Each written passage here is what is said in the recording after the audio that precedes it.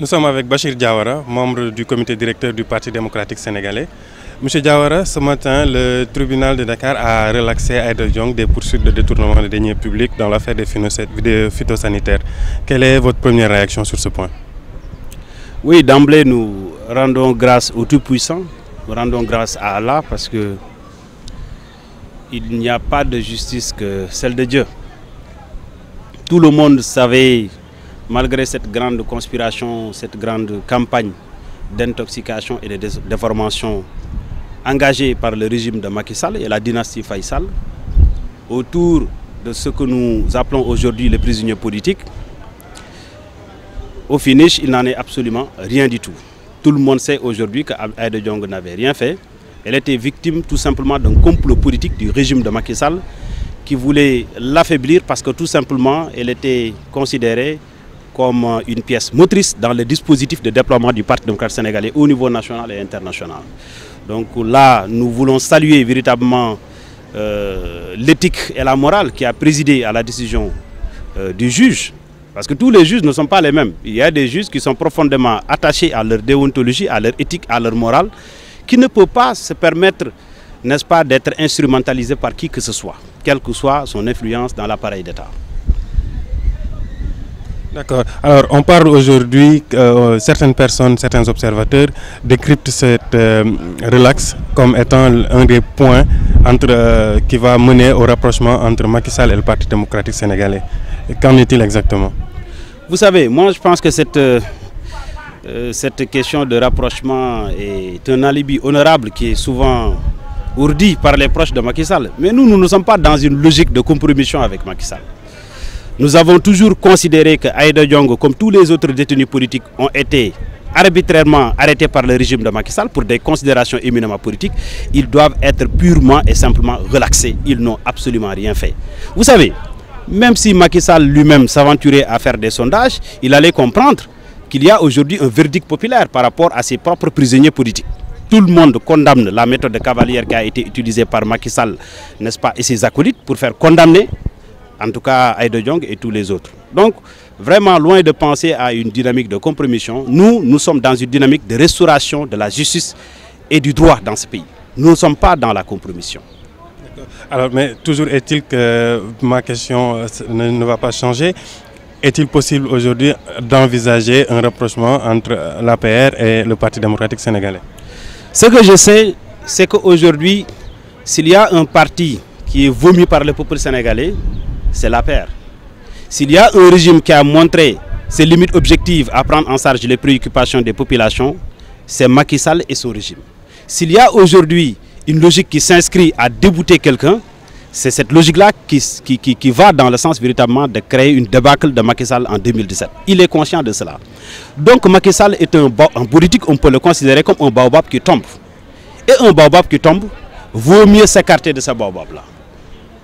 Alors vous avez parlé de 2017. Êtes-vous sûr et certain qu'on va voter en 2017? Mais nous allons lui exercer la pression adéquate pour qu'il organise les élections en 2017. Ça, c'est une question éthique. Il a pris un engagement qui fait partie, en tout cas, de l'essentiel de ce qui a fédéré l'opinion autour de sa personne, l'histoire des 5 ans. Je pense qu'aujourd'hui, il n'a pas le droit de rebrousser chemin par rapport à cela. Nous aussi, nous sommes des sentinelles de la démocratie et nous voulons veiller au respect de la parole donnée. Êtes-vous sûr qu'il peut y exister une rétroactivité dans ce cadre, vu qu'il a été élu pour un mandat de 7 ans? Est-ce qu'une loi peut rétroactivement réduire ce mandat à 5 ans? Vous savez, il faut considérer une chose. Il y a la loi, il y a la justice, mais il y a également la valeur des hommes. Il y a l'éthique et la morale du président de la République, Macky Sall. Macky Sall a pris l'engagement devant la communauté internationale, devant la communauté nationale, qu'il allait faire 5 ans, il va faire 5 ans. Et rassurez-vous, il y a des centaines de milliers de Sénégalais qui sont aujourd'hui prêts à donner leur vie pour que Macky Sall respecte cette promesse de 5 ans. Parce que le respect de ces 5 ans-là par Macky Sall signifierait à alléger davantage les souffrances des Sénégalais. Les Sénégalais sont en train de souffrir, n'est-ce pas, de l'incurie du régime de Macky Sall, de l'incompétence du régime de Macky Sall. Tout ce que les Sénégalais veulent, en tout cas, c'est visible au niveau, n'est-ce pas, des premiers signes qui sont observés au niveau des locales, vous avez vu que le peuple a administré une cinglante débâcle à Macky Sall et à ses partenaires dans beaucoup de localités du pays. Donc ça, c'est une phase prépondérantique de sa débâcle en 2017. Nous ne voulons pas rebrousser chemin dans cette dynamique de changement. Aujourd'hui, le peuple a soif de transformation sociale à la dimension de leurs attentes et Macky Sall a montré ses limites objectives à prendre en charge ces transformations. Pensez-vous que ce soit le Parti démocratique sénégalais, 5 ans après avoir été chassé du pouvoir pour les mêmes raisons, qui peut aujourd'hui résoudre ces problèmes? Tout ce que je sais, c'est qu'aujourd'hui, le Parti démocratique sénégalais est en train d'offrir, en tout cas de faire une nouvelle offre politique aux Sénégalais, une nouvelle offre qui est attrayante et qui par conséquent fédère des pans entiers, n'est-ce pas, du peuple sénégalais autour véritablement de l'élargissement de ses bases sociales. Tout le monde sait qu'il y a un foisonnement de mouvements de soutien autour du Parti démocratique sénégalais, ce que j'appelle le mouvement périphérique, mais davantage le parti enregistre véritablement d'éminentes personnalités à l'intérieur du pays comme au niveau de la diaspora qui sont venus également pour renforcer les bases sociales du parti. Cela veut dire quoi? Aujourd'hui, le PDS est parti pour être l'alternative crédible aux errements de Macky Sall. Oui, justement, par rapport à cette question d'alternative, vous parlez de massification du parti, mais vous ne parlez jamais de programme. Quel est aujourd'hui le programme alternatif que le Parti démocratique sénégalais peut proposer aux Sénégalais? Il va nous falloir au moins 24 heures pour décliner en tout cas le programme. Parce que tellement... Mais un programme peut se décliner en quelques points saillants, en quelques objectifs saillants. Je vais prendre quelques points. Si nous prenons la question de l'emploi, nous savons aujourd'hui qu'il y a une hausse exponentielle du taux de chômage au niveau du Sénégal. Ce n'est pas ce que dit le gouvernement. Non, c'est la vérité. Vous savez, les chiffres également sont là.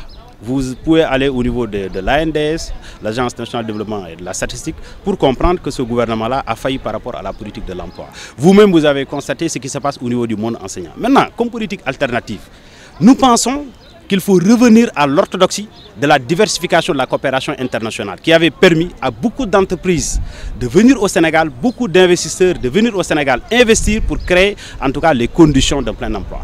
Ce qui se passe aujourd'hui avec Macky Sall, c'est que nous avons adossé notre économie à la France qui continue à utiliser les mêmes méthodes qu'il avait utilisées en 1950-1960, donc pas garante de l'emploi.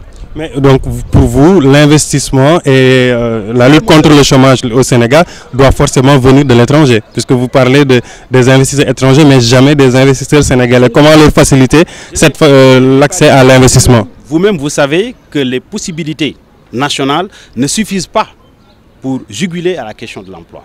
Il va falloir être imaginatif, créer ce qu'on appelle des financements innovants avec la coopération internationale. C'est ce que nous sommes en train de faire. Vous avez vu notre stratégie de haute intensité de main-d'œuvre avec les IMO, qui avait créé beaucoup d'emplois, les bonhommes de la route que vous voyez là. Mais c'est dans cette politique-là. Aujourd'hui, quels sont les emplois qui sont créés par Macky Sall à part l'histoire de l'Agence nationale de développement de la sécurité, une structure qui du reste est discréditée parce qu'à chaque fois, nous voyons des comportements indélicats au niveau de ces agents et ce qui ne fait pas la fierté du pays. Pourtant, le gouvernement continue à annoncer déjà plus d'une centaine de milliers d'emplois qui ont été créés, Le régime de Macky Sall, c'est un régime de contre-vérité. C'est un régime manipulateur qui essaie véritablement de jouer avec les chiffres pour tromper la vigilance des Sénégalais. Mais ce que ce régime-là n'a pas compris, n'a pas intégré, en tout cas dans sa politique, dans sa propagande, c'est l'émergence d'une nouvelle maturité citoyenne qui permet aux Sénégalais de distinguer la vérité du faux. Justement, quel peut être le rôle du Parti démocratique sénégalais dans cette émergence-là dont vous parlez? D'ailleurs, vous reprenez un mot qui lui est cher, émergence. Est-ce que vous vous inscrivez vous aussi dans cette dynamique d'émergence? Mais nous voulons que ce pays-là soit sur les rails de l'émergence. Ça, tout le monde le souhaite. Nous avions posé ce pays-là sur les véritables balises de l'émergence, avec le développement des infrastructures, avec le développement des universités, la mise en place de sociétés nationales qui font aujourd'hui la fierté, comme Sénégal Airlines, que Macky Sall a bousillé malheureusement. Mais nous allons repenser notre économie globalement pour permettre aux Sénégalais de se mouvoir dans un environnement beaucoup plus attrayant, beaucoup plus compétitif au niveau international. Merci beaucoup, M. Diawara. Merci.